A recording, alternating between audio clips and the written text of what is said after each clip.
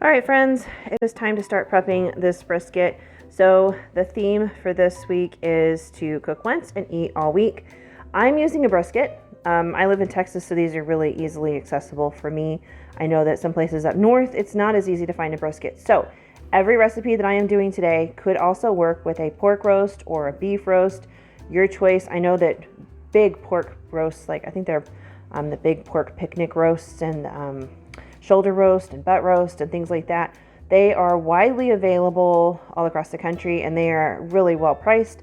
So you can make any of these recipes with those. You can even cook them the same way if you want to, or you can cook them in your slow cooker, or you can cook them in your oven. It's totally up to you. So as you can see, I paid a little under $20 for this brisket, and I am working with a little bit over 11 pounds of meat. This was on sale. I paid $1.77 a pound. Whenever briskets are on sale, I do go, usually get like 2, sometimes 3. Only happens a couple of times a year. If you don't get them on sale, briskets can be very, very pricey. It's not unusual for me to walk into H-E-B and find briskets well over $100. So I get the smaller ones because we are just a family of 5 and my 2 younger children don't really care for beef. This will make more than enough food for myself, my husband, and my oldest. We all eat this. So today I'm going to start the marinade process. So if you'll note that this pan is a lot smaller than this brisket, and that is because my smoker is small. This is our first smoker that we ever purchased, and we don't have a big patio, so we just bought a small one. So I will have to cut this brisket in half. And then this is what I always use to marinate my briskets, Claude's barbecue brisket marinade sauce. This is available on Amazon. It's available at Walmart. All kinds of places, but I will link it down below in the description box. So if you're interested, you can get yourself a bottle from Amazon. This is spectacular. All right, what I'm going to do is go ahead and open up this brisket. I know a lot of people trim their brisket down before they cook it. I am not one of those people. My briskets cook so well that they just literally fall apart, and that is when my husband and I remove the fat. Whenever we are shredding the brisket, it just comes right off. It's so simple, and it keeps the meat very juicy and tender. Briskets can be really temperamental if you cook them wrong. So I just go ahead and leave it all intact, and then I remove it later. I guess it's just a matter of more work now or more work later, but I'm going to be shredding it anyway, so I might as well do it then. I'm going to open this, I'm going to cut it in half, and I'm going to put half in each one of these pans, and then I'm going to split the marinade in half, and we'll cover it and leave it in the fridge for at least 24 hours. And I will be smoking mine at about 200 degrees for about 10 hours or so. If you are doing this at home in the oven, put it at about 250, cook it for 6 to 8 hours if you've got a smaller one like I do. I don't recommend cooking one of these in a slow cooker. I used to do it when I was younger, but it is not something I would recommend now, so I would just say don't do that. If you're working with a roast of any kind, whether it's pork or beef, those cook fantastically in the slow cooker. And you can always add some of this in there just for extra flavor. So that would be fine. They also cook well in ovens. So that part's up to you. Anyway, let me get this split apart and get it in the trays. All right, I did glove up. Brisket can be a little messy. As you can see, there's a lot of juices in here. So I have made sure that everything is cleared off my counter for now. I'm gonna have a big mess to clean up here in a minute, and that's okay, that's fine. Okay, so there's 2 ends to the brisket. This one is a lot thicker than the other end. This one is going to shred beautifully. It'll just fall apart. This one will always be a little more resilient to shredding. It'll slice a little bit better. Mine will still fall apart because that's just how it is. But this end will definitely be the most tender. And I'm gonna slice this one on the bigger side and this one on the shorter side, just because I know that's what it needs. There we go. And you always want to cook this fat side up so that all the juice from the fat will drain down into the meat and keep it from drying out. There we go. Okay, I have gotten that wiped down. We're safe to work with this. So I'm going to split this bottle in half. I'm really only looking to marinate the underside of the meat. The fat I don't really have to worry about. I'll pour it over the top, but I'm worried about the flavor soaking up from the bottom.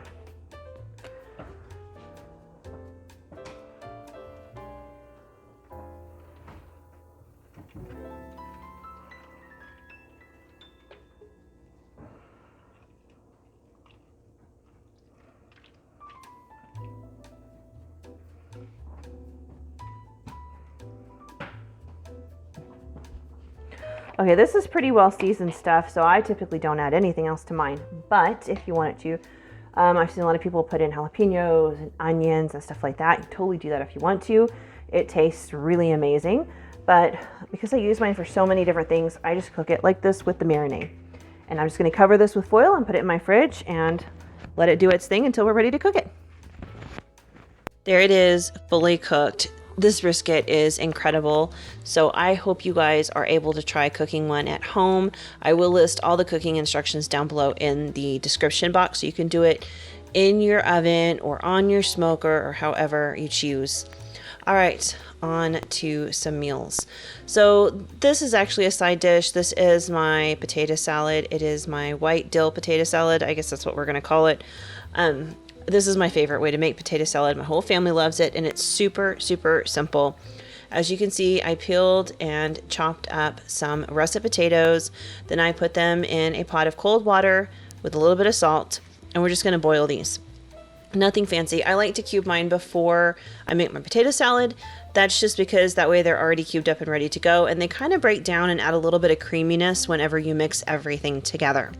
All right, the next ingredient is pickles. I just have the little like pickle slices or chips or whatever, and that's fine. You know, you can chop up any kind of pickle. If you had relish in your fridge, dill relish would be fine too. Now, here's a key ingredient: fresh dill. I know you can make this with dried dill, and it's okay. It's fine if that's what you've got. But if you can get some fresh dill, it is so delicious. The other key ingredient is green onions, which I didn't show me chopping because I had actually chopped them the day before for something else. I already had them out, so I just chopped up all of them. So then once your potatoes are finished cooking, you can stick a fork in it and it just slides right in and out. Drain them, and while they're hot, I like to start doing this. That, to me, heating everything up just makes the flavors meld a little better. I add in some mayonnaise. Do this to your liking. You may like a lot of mayonnaise or you may not. It's fine. So you can choose how much you put in there. A little bit of salt, a little bit of pepper, and then you just mix in your dill pickles, your fresh chopped dill, and your green onions. And that's it. This is the most incredible potato salad. It is so delicious, and we just served it with some brisket on the side. All right, it is time for another meal. So originally when the brisket was done, we all just ate some brisket with some potato salad, and I think I had some broccoli or something in my fridge. I didn't even take a picture of that plate. It was just really, really simple. But for dinner that night, we were all really, really hungry. It was Sunday. You know, we had eaten regular brisket when we got home from church, and everybody was hungry, so I decided to throw together a couple of different things. Started off by sauteing some onions. I did it kind of low and slow and let them caramelize a little bit. And while they were doing their thing, I went ahead and took some of the shredded brisket and I decided to make a grilled cheese out of it. So I've got my bread, and then I put one slice of cheese. Then I added my brisket. Then I topped it with those caramelized onions, topped it with another slice of cheese. And then I just toasted this in a skillet. I like to put my butter in the pan first and let it melt a little bit and just place the sandwich on top of it, and I kind of rub it around in the pan to soak up the butter. I just find it's easier for me. You may not like it that way, but I served it with some air fried okra, which is absolutely incredible. I will be sharing that recipe soon. Another great recipe suggestion would be some brisket tacos. I served them just with some homemade pico de gallo and homemade queso on the side. Brisket is delicious in tacos. I live in Texas. This is really popular down here. So every time I make brisket, we always have some brisket tacos. But you guys know how to make tacos, so I didn't show that one. All right, it's time for another meal. And once again, we're back in the kitchen with our onion. I have thinly sliced it and I popped it on the stove in a pan with a little bit of oil. And we're just going to let those onions kind of cook low and slow, caramelize a little bit, and develop color and flavor. Once that has happened, I stirred in about 3/4 of a cup of heavy cream. I added in a little bit of salt and pepper, let it simmer for a minute, and then I added in about somewhere between 1/4 to 1/2 a cup of grated Parmesan cheese. It's probably closer to 1/4 cup. I stirred that around and let the cheese kind of melt into this creamy sauce. And then I let it simmer for a little while, and once I felt like it had thickened up the way I wanted it to, I added in a couple of tablespoons of barbecue sauce. You can use whatever barbecue sauce your family likes. This is just one I happened to pick up on sale at H-E-B one day, and I have it in my fridge, and I'm using it up. It tastes fine. It's nothing special, but it tastes good. It works. So I just stirred that in. I turned the burner off, and I let this just kind of sit and let the flavors soak up together. I did add a little bit more barbecue sauce after I tasted it because I did feel like it needed a little bit more. But you might want to do that to your liking. I know barbecue sauce can be like a really strong flavor for some people. So I went to 3 tablespoons at the end, but if you don't like that strong of a flavor, you might want to keep it at 2. And you can see that it did thicken up quite a bit. I will list this recipe down in the description box below. I was just kind of winging it and throwing things together, but it was so delicious. I will be making this again. My husband and my son loved it. So I just spread this on a homemade pizza crust. I do butter the very edge of my crust and sprinkle some garlic salt on there, but you don't have to do that if you don't like it. I think it's Domino's or Pizza Hut. One of them does something similar, and I just really enjoy it. So when I make pizza at home, I always do that, but it is not necessary. I like to spread my sauce like crust to crust and really get it really close to the edge.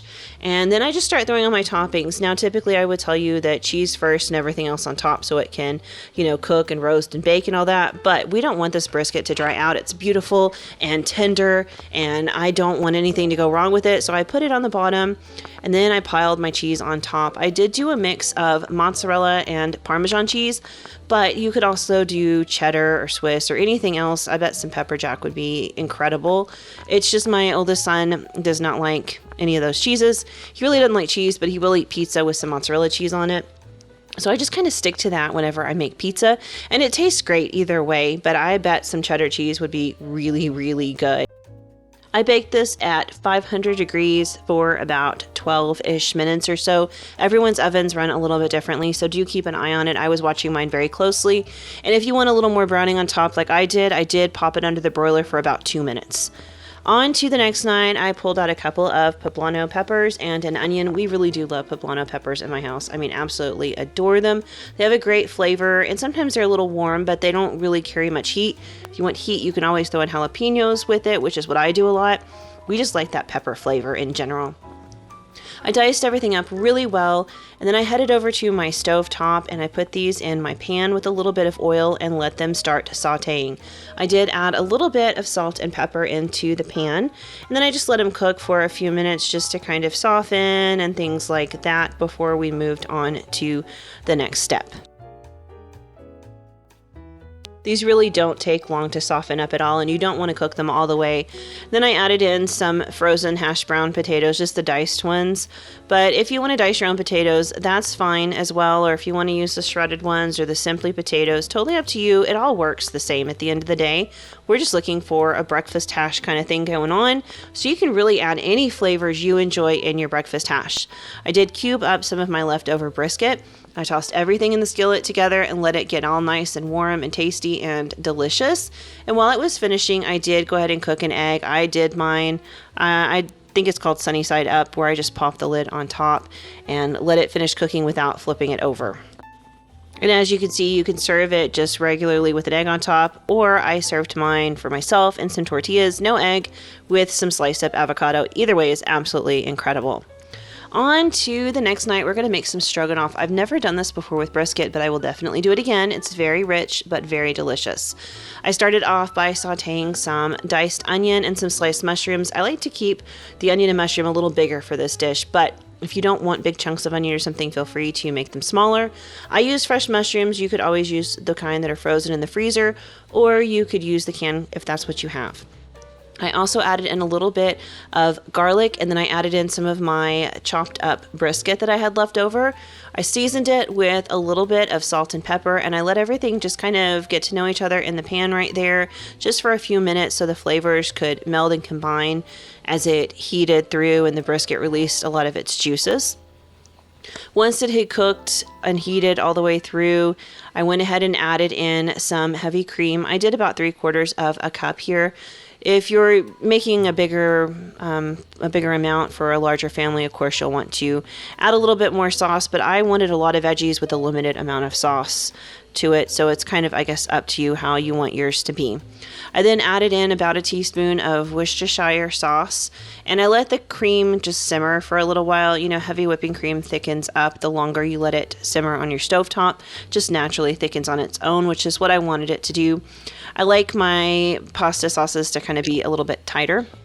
And then because this is really, really rich, I did throw in about a tablespoon of lemon juice just to kind of cut through that a little bit. Stroganoff's supposed to be rich, but I felt like with the heavy cream and all these big beefy smoky flavors and stuff, it was going to need something. I also added in about 3/4 of a cup of sour cream, which also cuts through some of that richness as well because it is pretty acidic, and it just kind of helps, I don't know, even the flavors out a little bit.